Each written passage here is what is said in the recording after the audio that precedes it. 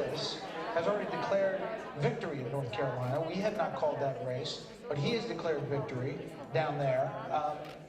It's lining up that Mitch McConnell, after his victory tonight, will continue to be Senate Majority Leader and not minority. And it's worth pointing out that what 2000 was. We have institutions and procedures for settling these kinds of disputes. They held up then, took a long time, a lot of different courts at many levels, ended up in the Supreme Court, but it was handled. We're designed, we have checks and balances and processes. They worked then, my guess is they'll work now. They'll work now, and in the end, people by and large will accept it. At least they won't refuse to accept it any worse than they refused to accept Donald Trump's clear victory 4 years ago.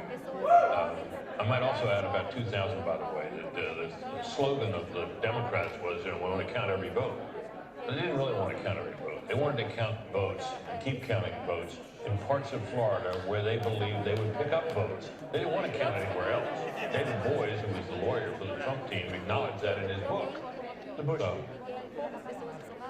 I'm sorry, did I say the Trump team? It's the Bush team. You mean no, the Gore team. The Gore team, yeah. David Boies, the Gore team. Sorry. And he said in his book that they didn't want to go to the county court, try to count in the county, but they didn't think they were going to pick up. Well, that's what's going to happen here too. Yeah. Don't you think that you're going to start saying, well, you can count them here or don't count them there, and there'll be obviously objections to what's going on in Philadelphia or what's going on in Georgia now in Fulton County. I wish I were as optimistic as you, and certainly I don't think the country's going to come apart about it. But that's what I'm saying. This is the last thing the country needs. I mean, so many people are close to a political nervous breakdown, and it seems to me this is going to put us closer to the edge of that. it's a 2020 cherry on the top of a really awful Sunday that the country really does not need, and that I think is one of the most difficult parts of watching all of this unfold tonight. It's starting to look, we did some history lessons earlier, but it's like 1896, Hayes and Tilden, post-Civil War, during Reconstruction, an election that went on for months with no resolution until it was finally decided. Back then they used to do the inauguration in March, and I believe it dragged on for 3 or 4 months. 4 months counting. But here's a benefit. We are now 13 minutes with Britt still here as we wait for President Trump. Every minute's a bonus, Britt. Speak. Dana, your thoughts as we get ready to hear from President Trump? I can hear Biden snoring now. Having worked in the Bush White House, that Bush v. Gore decision, it was deeply scarring for a lot of people, and we all remember it. We were there covering it. I went to bed that night thinking President Bush had won, and woke up in the morning with my husband saying, "I'm so sorry, I didn't win."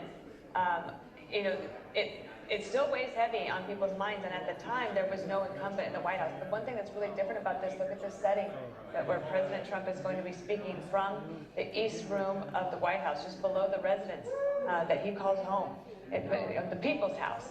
I think that feels a little bit different tonight. Well, it also felt different for the Republican National Convention.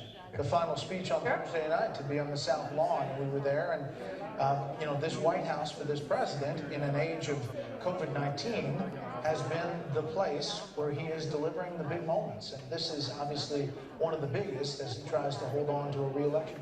Yeah, he has been forced to do all of these events right at the White House, and it is his home and his residence, and he does gain the advantage of being able to have this amazing backdrop and very presidential environment for these big moments. Can I just say something? I mean, we need to make the point, and obviously there are concerns, but the idea that the vote isn't over on election day and that elections aren't decided, in 2000, it wasn't decided. In 2004, we went to bed and we didn't know whether Bush or Kerry was going to win. I remember as a youngster, Jack Kennedy and Richard Nixon in 1960. We didn't know until the morning that Kennedy had beaten Nixon. So the idea that we don't know by some witching hour on election night or the morning after who the president is not unusual and is no sign that there's anything funny going on. And perhaps when the vote is counted in all of these places, there are 6 major states that are still undecided. It may be that without Pennsylvania, one of these gentlemen is able to win. and we're able to avoid this litigation. I hope so, but as you say, Martha, it's 2020. It took till 3:30 in the morning in 2016 for us to make that final call, to call for the 45th President of the United States.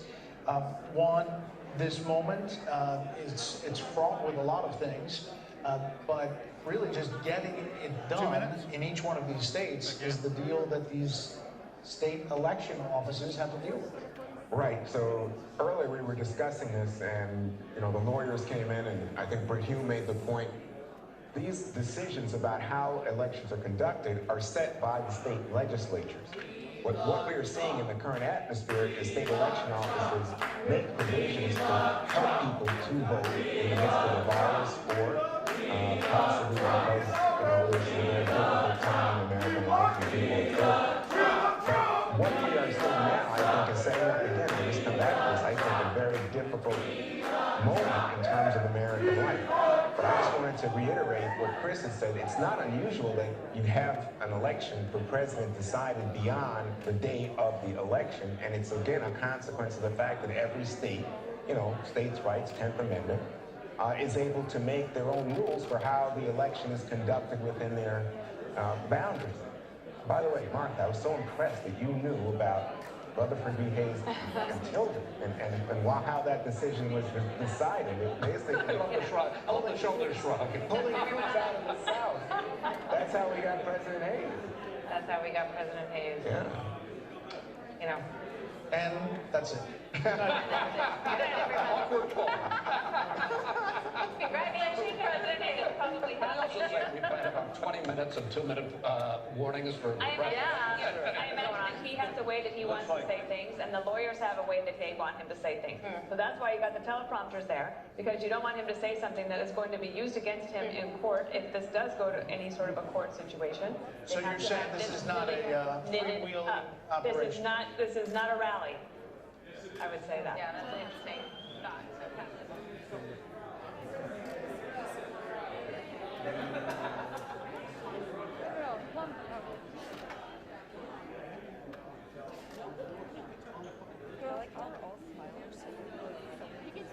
You can tell with the eyes.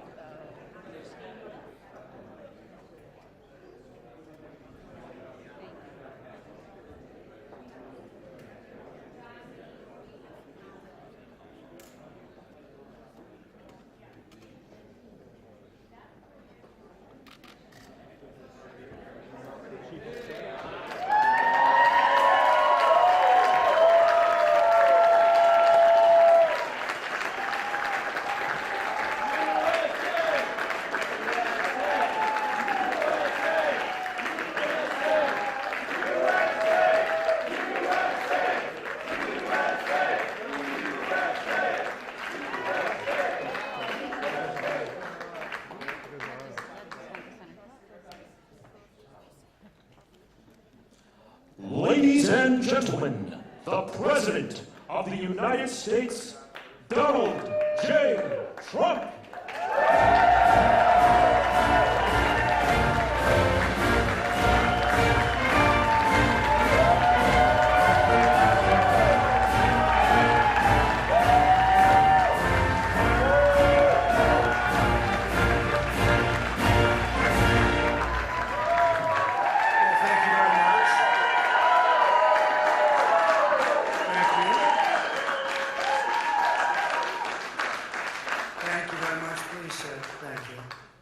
This is without question the latest news conference I've ever had.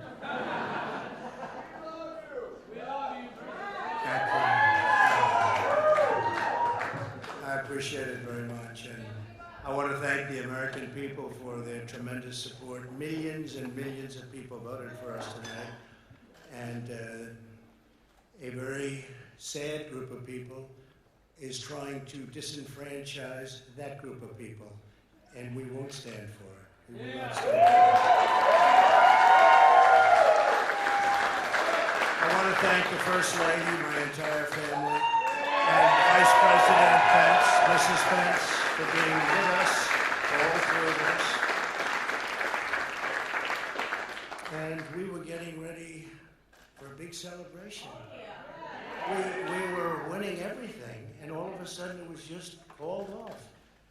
The results tonight have been phenomenal, and we are getting ready. I mean, literally, we were just all set to get outside and just celebrate something that was so beautiful, so good. Such a vote, such a success. The citizens of this country have come out in record numbers. This is a record. There's never been anything like it. To support our incredible movement, we won states that we weren't expected to win. Florida, we didn't win it. We won it by a lot.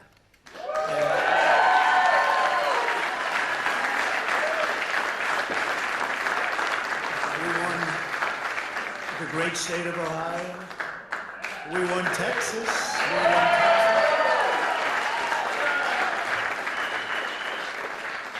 We won Texas by 700,000 votes, and they don't even include it in the tabulations.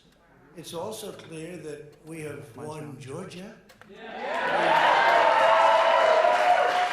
up by 2.5% or 117,000 votes with only 7% left. They're never going to catch us. They can't catch us. Likewise, we've clearly won North Carolina, where we're up 1.4%.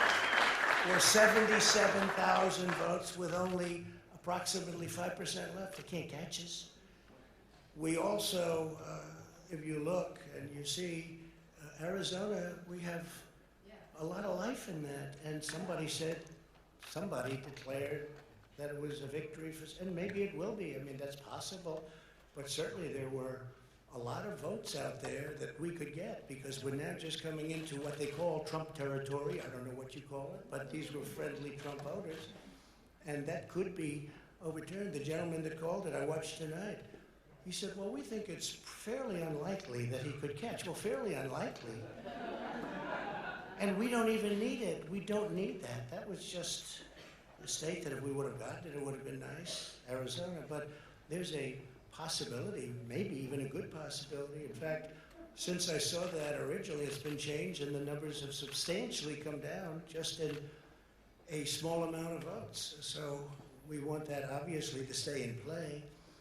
But most importantly, we're winning Pennsylvania by a tremendous amount.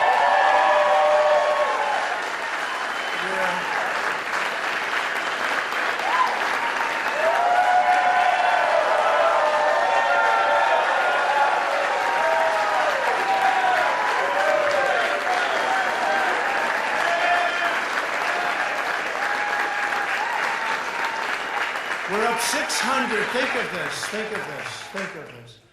We're up 690,000 votes in Pennsylvania, 690,000. These aren't even close. It's not like, oh, it's close. With 64% of the vote in, it's going to be almost impossible to catch. And we're coming into good Pennsylvania areas where they happen to like your president. So we'll probably expand that. We're winning Michigan by, I'll tell you, I looked at the numbers. I said, whoa. I said, wow, that's a lot. By almost 300,000 votes. And 65% of the voters in it. And we're winning Wisconsin. And so we're winning. We don't need all of them. We need, because when you add Texas in, which wasn't added, I spoke with the really wonderful governor of Texas just a little while ago, and Greg Abbott, he said, congratulations. He called me to congratulate me on winning Texas. I mean, we won Texas. I don't think they finished quite the tabulation, but there's no way. And it was almost complete, but he congratulated me. Then he said, by the way, what's going on? I've never seen anything like this. Can I tell you what? Nobody has. So we won by 107,000 votes with 81% of the vote. That's Michigan. So when you take those three states in particular, and you take all of the others, I mean, we have so many, we had such a big night. You just take a look at all of these states that we've won tonight, and then you take a look at the kind of margins that we've won them by. And all of a sudden, it's not like we're up 12 votes and we have 60% left. We won states, and all of a sudden, I said, what happened to the election? It's off. And we have all these announcers saying, what happened? And then they said, oh, because you know what happened? They knew they couldn't win. So they said, let's go to court. And did I predict this, Newt? Did I say this? I've been saying this from the day I heard they were going to send out tens of millions of ballots. I said exactly, because either they were going to win, or if they didn't win, they'll take us to court. So Florida was a tremendous victory, 377,000. Texas, as we said. Ohio, think of this. Ohio, a tremendous state, a big state. I love Ohio. We won by 8.1%, 460, almost 500,000 votes. North Carolina, big victory with North Carolina. And so we won there. We lead by 76,000 votes with almost nothing left. And all of a sudden, everything just stopped. This is a fraud on the American public. This is an embarrassment to our country. We were getting ready to win this election. Frankly, we did win this election.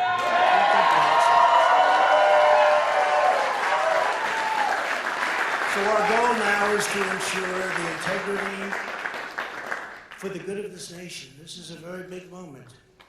This is a major fraud in our nation. We want the law to be used in a proper manner. So we'll be going to the U.S. Supreme Court. We want all voting to stop. We don't want them to find any ballots at 4 o'clock in the morning and add them to the list, okay? It's a very sad moment. To me, this is a very sad moment, and we will win this, and we, as far as I'm concerned, we already have won. So I just want to thank you, and I want to thank all of our support. I want to thank all of the people that worked with us, and Mr. Vice President, say a few words, please.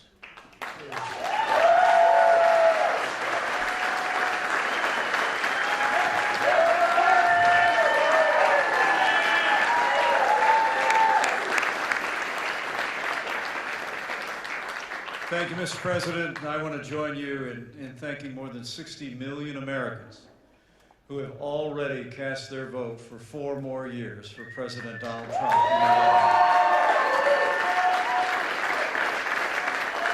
And while the votes continue to be counted, we're going to remain vigilant, as the President said. The right to vote has been at the center of our democracy since the founding of this nation, and we're going to protect the integrity of the vote. But I really believe with all of my heart, with the extraordinary margins, Mr. President, that you've inspired in the states that you just described, and the way that you launched this movement across the country to make America great again, I truly do believe, as you do, that we are on the road to victory and we will make America great again.